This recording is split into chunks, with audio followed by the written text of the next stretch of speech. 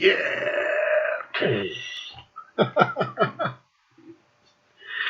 um, ooh. Today we're going to be talking about there. There's certain albums over the years that I like refuse to listen to, like refuse to buy, refuse to even acknowledge. And so this morning I was going through. I have like Amazon Unlimited, so I can just fucking listen to whatever fuck I want. And I decided I was going through the Book of Souls by Iron Maiden because like that album, like I remember when it first came out, like I listened to it, but I wasn't like, oh, this fucking album is genius. The fuck, there's songs on there that are 18 fucking minutes long. I don't really have that much time for a fucking Iron Maiden song, especially since like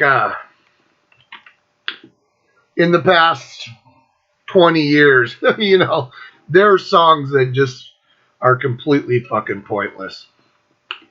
Iron Maiden is one of those bands that we all love, you know, because like we grew up with them, you know, so we're just like, yeah, Iron Maiden, man, I love them. But when you really break down Iron Maiden, when you really like listen to what they're giving you, what's new, dude?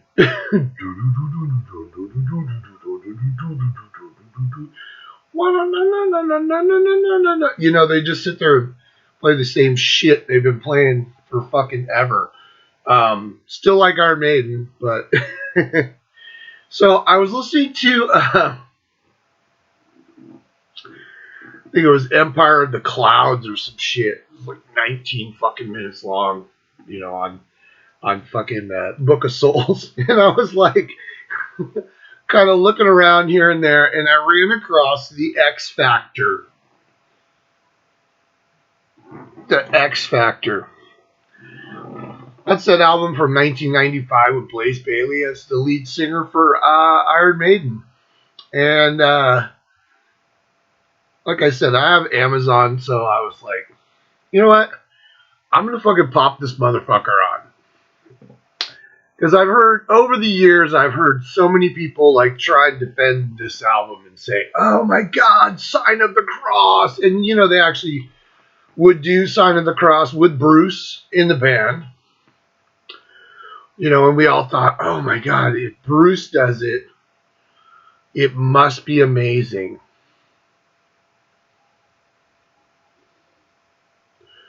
It's Steve Harris's fucking band. It's not Bruce's band. Anybody that is under the presumption that that's fucking Bruce Dickinson's band. Steve Harris is Iron Maiden. Bottom line. So, anyways, so I popped on 1995's The X Factor. It's got that Hugh Syme cover that is fucking awful. I guess it got a lot of shit back in 95 because it's, you know, it's like a Gumby-esque fucking caricature of Eddie on this rack getting vivisected. And I guess people are offended by that. So they had to put this cover where it was like really far away to set a big giant X, and it had the Eddie part, but it was like super pulled back so you could barely see it. I guess Walmart and Kmart and Sears, you know, back in 95, I guess they had an issue with that, which is weird because when you look at the cover, it's ludicrous. It literally is probably one of Hugh Syme's absolute worst fucking album covers. So there's that. It was called The X Factor for a couple reasons. The X Factor was because now they had Blaze Bayley. And he was that X Factor, that extra bit of fucking awesome metalness that was just going to blow this album through the stratosphere. It was also X, because it was their 10th album. X. And it was also, supposedly, it's a dark album because Steve Harris was going through a divorce at the time. I didn't really get that from it. So I popped it on because I was kind of curious. You know, I was like, dude, you could sit there and be an asshole and be that grizzled old man and be like, I'm never listening to Jugulator from fucking Judas Priest. Never listening to the X Factor from fucking Iron Maiden. That's great. You can do that. I did it for, what's it been, 25 years? 27 years. Wow. So, but I put it on because I was interested, and I was like, fuck it. Let me hear this. Blaze Bayley from Wolfsbane. He was in Wolfsbane until 94. Not a big Wolfsbane fan. And then after he did Maiden, he didn't really do shit. He's done some solo stuff. Not extraordinarily successful singer. Blaze is a cool singer, but like when you're listening to this album, you're like, you need to go in knowing that this isn't Bruce Dickinson, but at the same time, that's kind of what Iron Maiden gave us. When you listen to this album, the critics fucking panned this album, and there was kind of a reason, because this really is like a photoshopped fucking album from Iron Maiden with Blaze Bayley just kind of put in the role of Bruce Dickinson. When you listen to it, you're just like, if you ever wanted to talk about like a phoned in Iron Maiden performance, this fucking album, man, it's phoned in. It's phoned in hardcore. There's like, well, it opens with Sign of the Cross, which is like 11 fucking minutes long. Ugh. Man, there are parts towards the end where it's just like and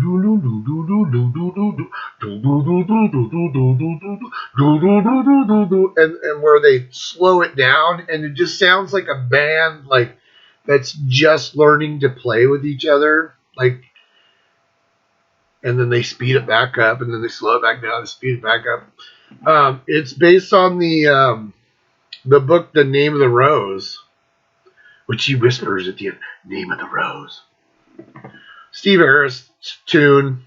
I guess at this point, Steve Harris thinks like every time he reads a fucking book that he could just write a fucking Iron Maiden song about it. They added this song onto, like, I know it's on Rock in Rio. And I don't know if it's still in their set, because I haven't seen Iron Maiden live in like 100 fucking years, because they don't come here to San Diego. So, and I'm not like flying to Uruguay to watch Iron Maiden play. So, it's a long ass, boring fucking song, loosely based on it's Ennio Umberto, or whatever. Name of the Rose. I think it was pretty sure that was a Sean Connery movie, right? Name of the Rose. It's fucking boring, man. It's 11 minutes. If this song was like 4 minutes long, it'd be kind of cool. But it's funny how, like, and when you listen to this album, you hear the same shit that you've heard on so many other Iron Maiden albums. You hear that slow intro, and then you hear the middle part, boom, boom, boom, boom, boom, boom, boom, boom, boom, boom, boom, boom, boom, boom, boom, boom, and then like Blaze Bayley playing Bruce Dickinson, he just fucking repeats the same lyrics over and fucking over again. So yeah, Sign of the Cross, and then this is my favorite. It goes into Lord of the Flies. And yes, it's based off the fucking book Lord of the Flies by William Golding. I just read that like probably a couple weeks ago. Wow.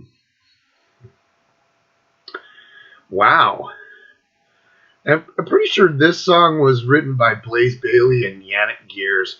Because we gotta remember, Adrian Smith's the fuck out of the band. He has been since like right after Seventh Son of a Seven Sons. So, that the problem that I have with this song is it's retarded.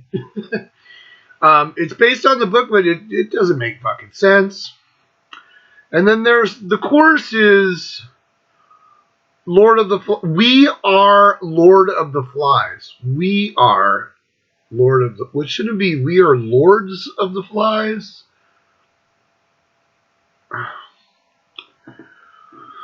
This is one of those things where you're just like, wow.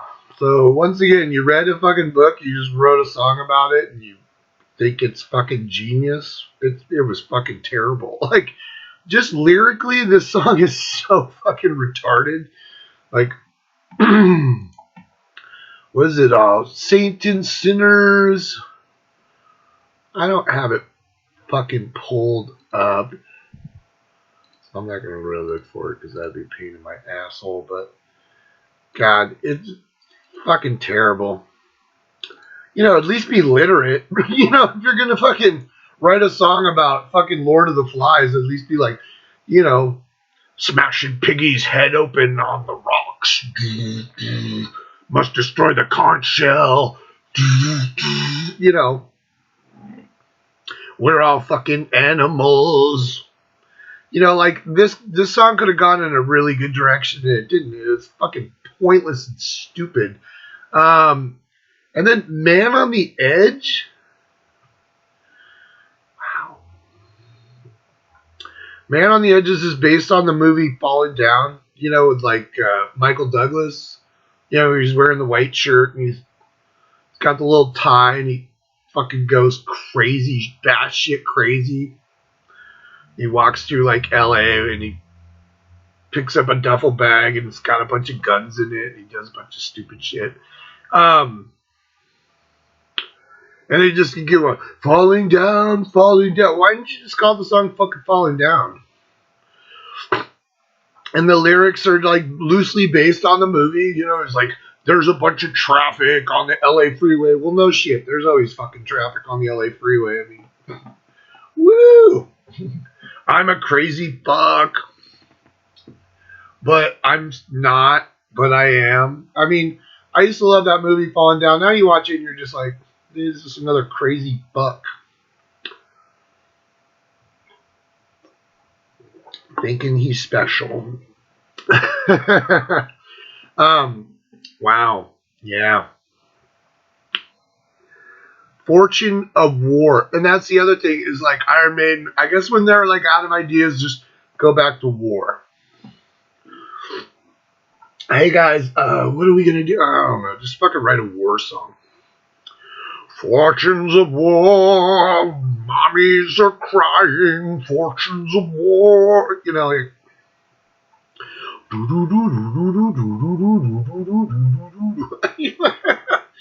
so fucking formulaic. It's crazy.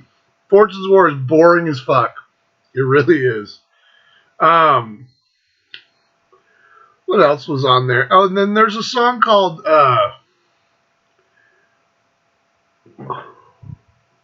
The Aftermath. The Aftermath. War Horse, War Machine. When mustard gas and barbed wire bloom. I actually like that song. It's actually kind of fun. But it does do the oh, oh, oh, oh. Which has been done like, oh my God.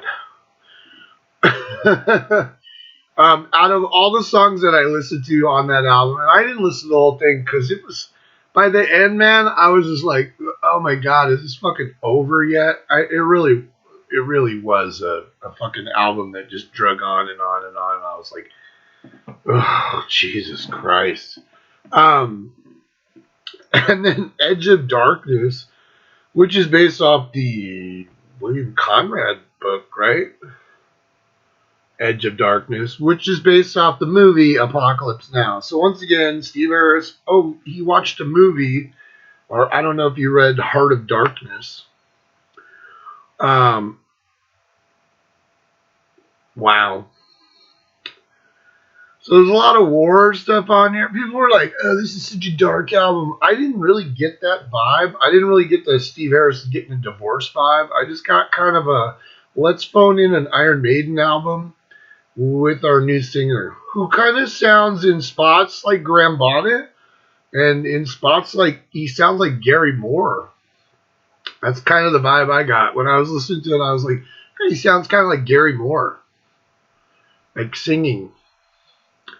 And then Graham Bonnet, the way he kind of delivers stuff, he sounds kind of like Graham Bonnet. And he sounds like Blaze Bayley. This album wasn't successful in America. It didn't certify at all. I know they went on tours, and that's where bands make money. But back then, bands still made money off of albums. This album didn't do shit.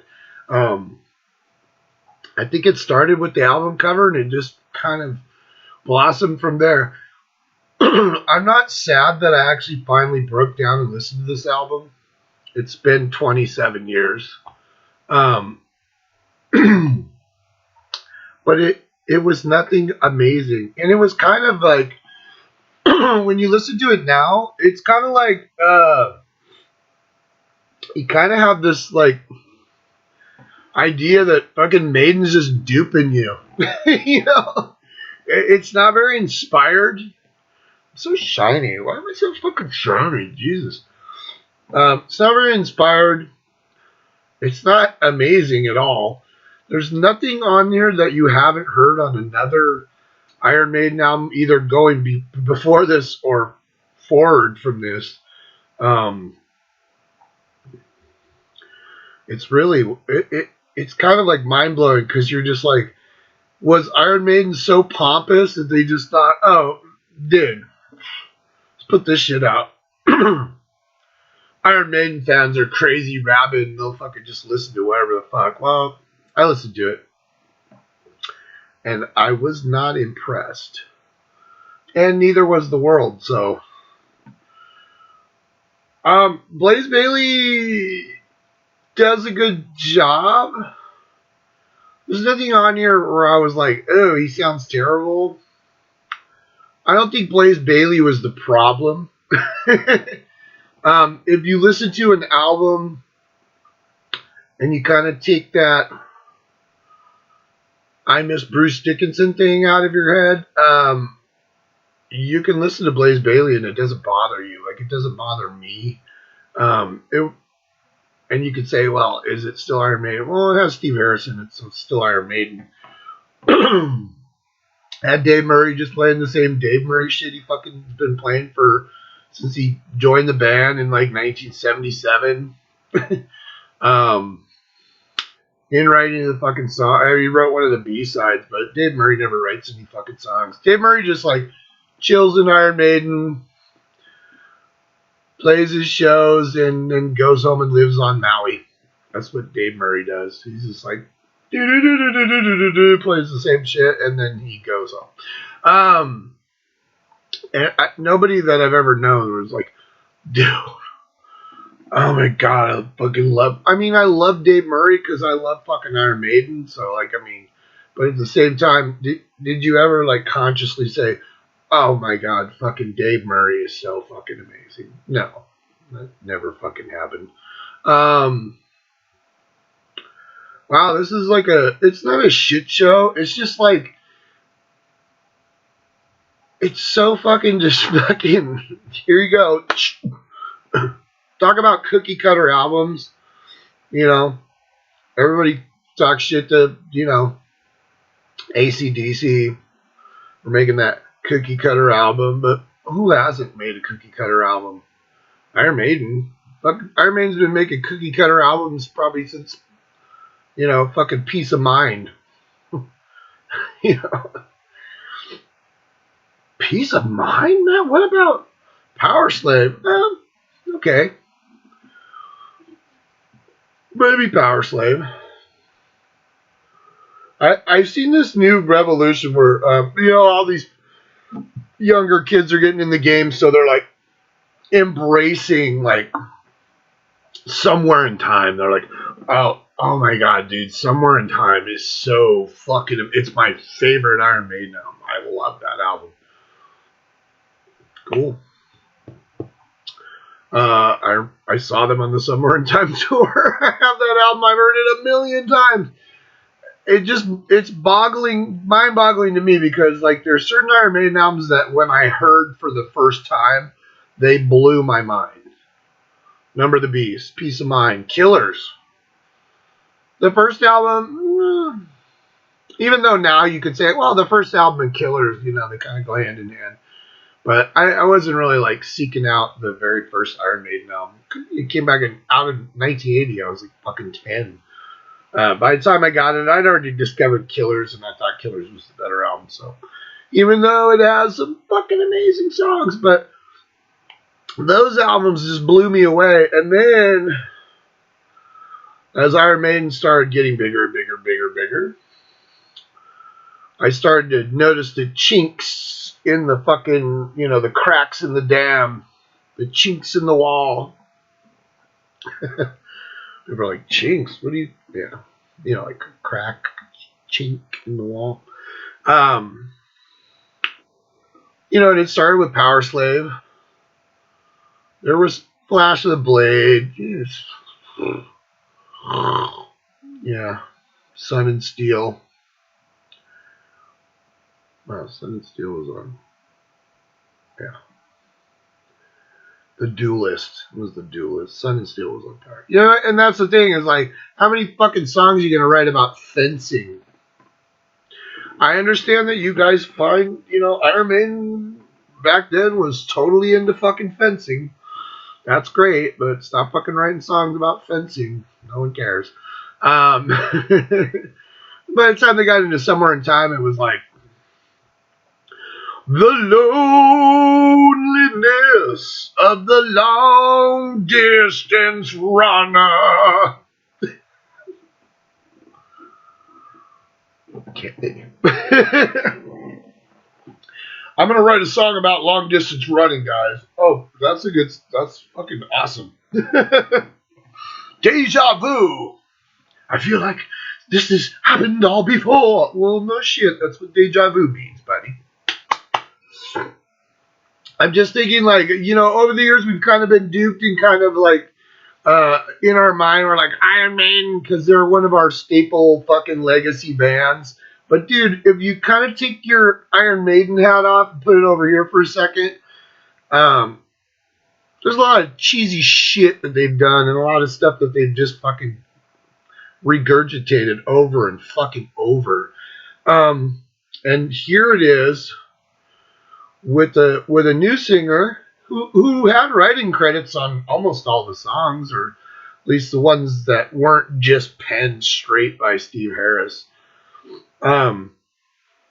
But his unpolishedness kind of sticks out, especially in the, you know, the chorus of fucking Lord of the Flies, where he's like, we are Lord of Flies. We and Lord. One of those should be plural, dude. Actually, both of them should be plural. You know. And then the next one was Virtual XI or Virtual Xi. People call it Virtual Xi. It's Virtual XI. It's the 11th album. This was X Factor. This was number 10. Number 11 was Virtual XI or Xi. I've heard people call it Virtual Xi, and it's like, that's not really correct. But, I'll probably listen to that and give you some more fucking feedback on that. But I just thought, you know, hey, I always swore I would never I'd never own it. I didn't buy it. I just fucking listened to it because I have, you know, fucking Amazon Music. So I was like, yeah, let's listen to this. Ooh. And like I said, it wasn't awful, but it was so fucking formulated. It was so dialed in. It was so fucking been done by Iron Maiden themselves. And all of it was basically like, playing Bruce Dickinson, Blaze Bayley, everybody.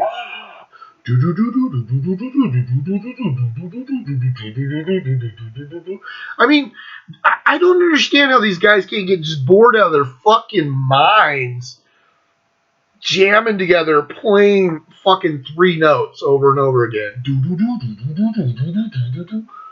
Oh my god. But then again, like, by this point, who's the stellar musician in the band?